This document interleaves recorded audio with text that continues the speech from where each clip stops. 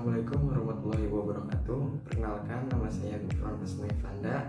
Perkenalkan, nama saya Feliardana. Nama saya Nila. Halo, saya Kamila. Halo, nama saya Farhan. Dalam video ini kami akan memberikan langkah-langkah bagaimana cara membuat pupuk organik, yaitu pupuk kompos dari sampah rumah tangga. Kompos berasal dari hasil pelapukan dari bahan organik, baik secara sengaja maupun tidak sengaja. Bila didefinisikan secara lengkap, maka kompos adalah sisa-sisa bahan organik yang telah mengalami pelapukan. Bentuknya berubah, tidak berbau, dan mengandung unsur yang dibutuhkan tanaman. Kompos juga merupakan salah satu jenis pupuk organik yang berasal dari penguraian atau dekomposisi bahan organik yang dilakukan oleh mikroorganisme aktif atau bakteri atau jamur atau mikroba. Terdapat beragam manfaat dari penggunaan kompos dalam budidaya tanaman. Penambahan kompos pada media tanam memiliki manfaat dan kelebihan sebagai berikut. Yang pertama, merupakan sumber hara makro dan mikro mineral secara lengkap walaupun dalam jumlah relatif kecil.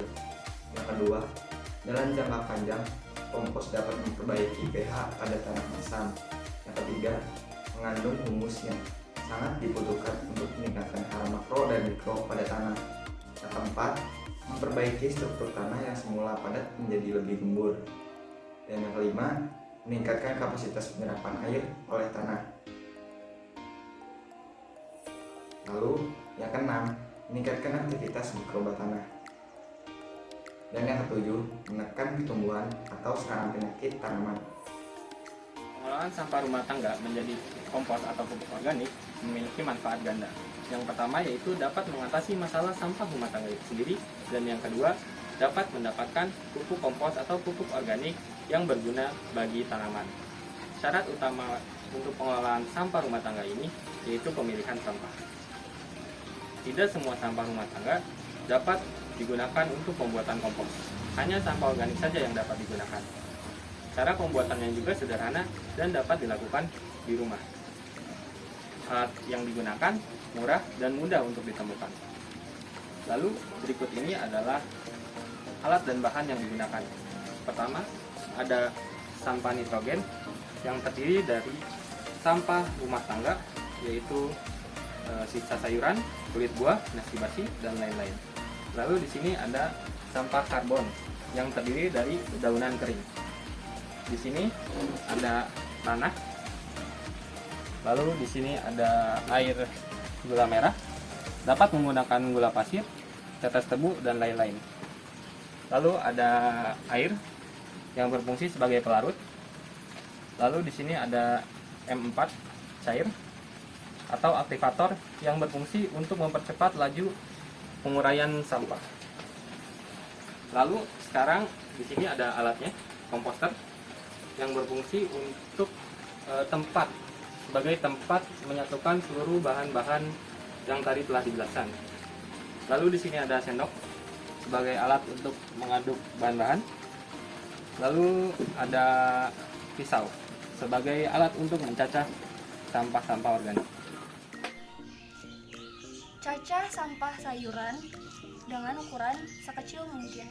Tujuannya agar proses pembuatan kompos terurai secara cepat. Di sini saya menggunakan sampah sayuran dari selada dan sawi putih. Selanjutnya, potong juga dengan sekecil mungkin sampah karbon yang sudah didapatkan. Di sini saya menggunakan daun kering sebagai sampah karbonnya. Kita akan memasukkan semua bahan-bahan yang kita punya ke dalam wadah yang sudah disiapkan dan di bawahnya sudah ditadangi oleh ember. Yang pertama, kita akan memasukkan tanah dulu sebagai base-nya.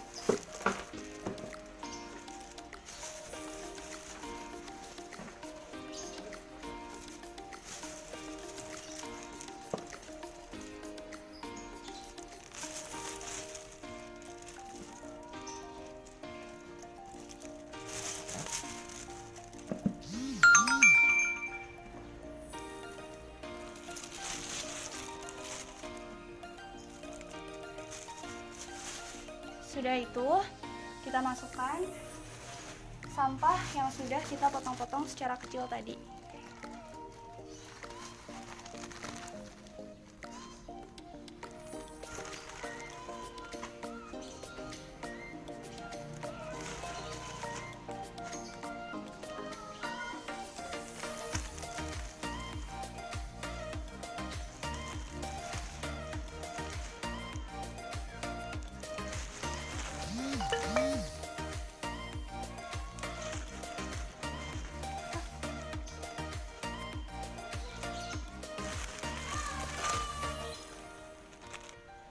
Selanjutnya, kita masukkan sampah karbon yang sudah kita potong kecil-kecil juga.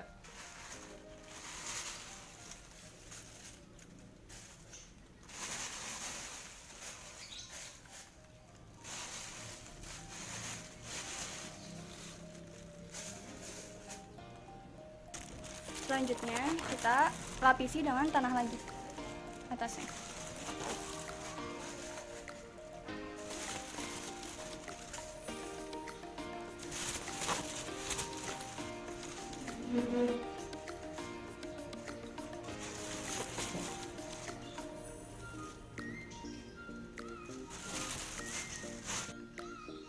Selanjutnya kita masukkan IM4 ke dalam wadah yang sudah kita taruh semua bahan-bahannya.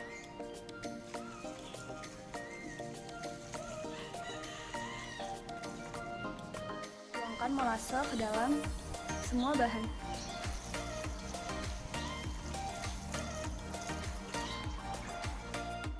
Tahap selanjutnya adalah memasukkan larutan EM4 ke dalam sampah jika dirasa masih kurang. Jika larutan EM4 sudah dimasukkan, maka tahap selanjutnya adalah mengaduk sampah sampai tercampur dengan rata.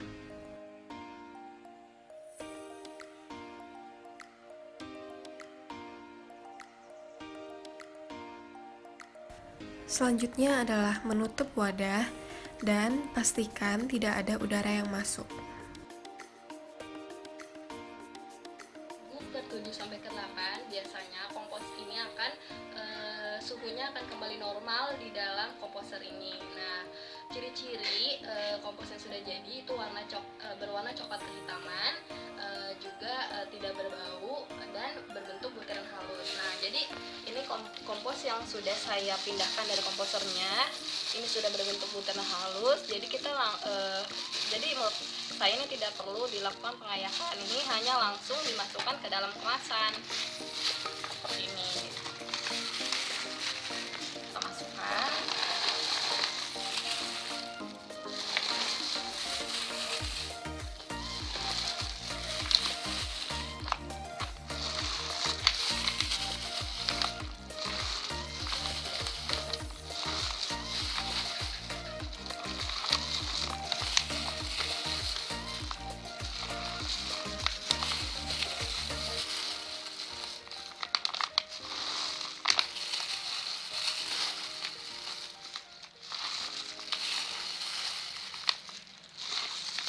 Nah, jadi seperti ini sudah kita lakukan pengemasan. Terima kasih.